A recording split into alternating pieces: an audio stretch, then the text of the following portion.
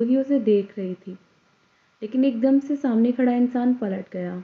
रूही की आंखें हैरानी से बड़ी हो गई और आंसू बेतहाशा गालों पर बहने लगे। उसके मुंह से शब्द नहीं निकले। उसने तड़प कर कहा, ये क्या? सामने खड़े लड़के ने मुस्कुराते हुए कहा, प्रिंसेस तुम आ गई हो, मैं कब से तुम्हें ढूंढ रहा हूँ।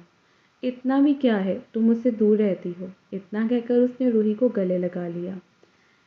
इस इंसान ने रूही को गले लगाया तो रूही और भी ज़्यादा रोने लगी।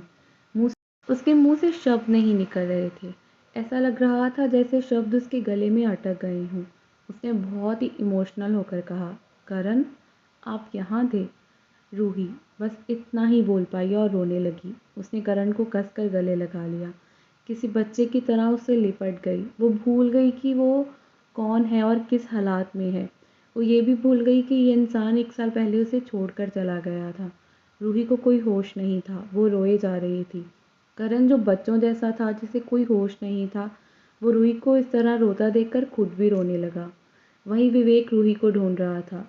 जब से वो मेडिसिन लेकर आया, रूही का कुछ पता नहीं था।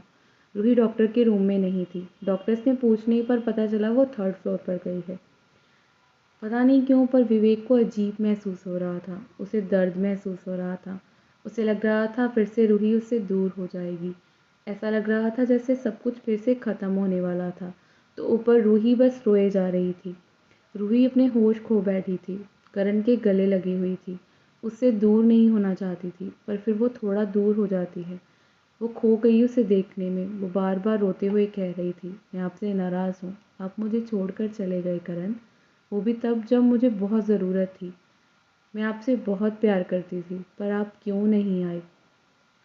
आप कहाँ थे? वो बस रो रही थी किसी बच्चे की तरह। उसके सवाल जवाब करण तो दे नहीं पा रहा था, क्योंकि शायद उसे कुछ याद ही नहीं था। वो तो अपनी प्रिंसेस को रोता देखकर बस रो रहा था। उसने रूही को फिर से गले लगा लिया। 1 साल, एक लंबा साल था दोनों के लिए। दोनों बहुत करीब थे। बात अलग थी कि एक के पास अपनी यादें नहीं थी। रूही के पास दर्द था, प्यार था, सब कुछ था, पर करण के पास कुछ भी नहीं था। विवेक पागलों की तरह रूही को ढूंढ रहा था। उसका दिल बेचैनी से भरा हुआ था। पूरा 3rd फ्लोर उसने ढूंढ मारा, लेकिन रूही कहीं नहीं थी। फिर से नीचे आया और डॉक्टर उर्मिला के कैबिन में जाके दोबारा से कहता है, रूही कहाँ है? वो वहाँ पर नहीं है। ये सुनकर डॉक्टर उर्मिला हैरानी से भर गई। उन्होंने तो उसे वहीं भेजा था, लेकिन एकदम से उनका दिमाग जैसे खटक सा गया। वो कुछ अजीब सा महसूस करती हैं और लिफ्ट की तरफ भागती हैं। विवेक उनके पीछे था। चिंता की लकीरें उनके चेहरे पर थी।